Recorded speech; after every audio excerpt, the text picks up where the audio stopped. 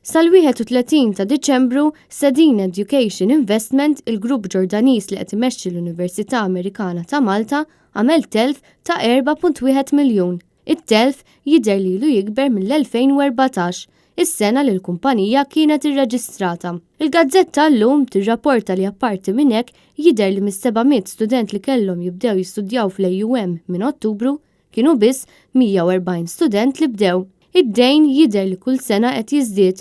Fil-fatt il-kumpanija li qed tmexxi l-L-Aum kważi qed tiddependi mis-self tal-Ultimate Beneficiary Owner u dan jidher li l-pubbliku ma jafx bih. Jidher li l-UBO qed jislef lill-kumpanija li tmexxi l-Universita Amerikana f'Malta miljuni kbar.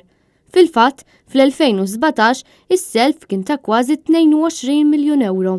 Għalkemm jidher li l-UBO mhux se jisforza sabiex iġib lura dak li sellef li kieku kellu jagħmel dan, Sadeen Education Investment tfalli minħabba li jekk wieħed jgħod lassi kollha ma jlaħqux daqs is-somma li trid tingħata lill-UBO.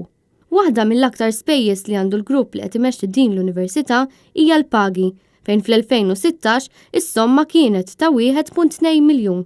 Il-kumpanija Sadeen ilha tissemma minħabba li kienu bosta dawk kontra l-proġett tal-L-Aum bl-aħħar kontroversja tkun id-dormitorju li trid tibni f'Bormla, l-istess kumpanija li jidher li teknikament hija falluta.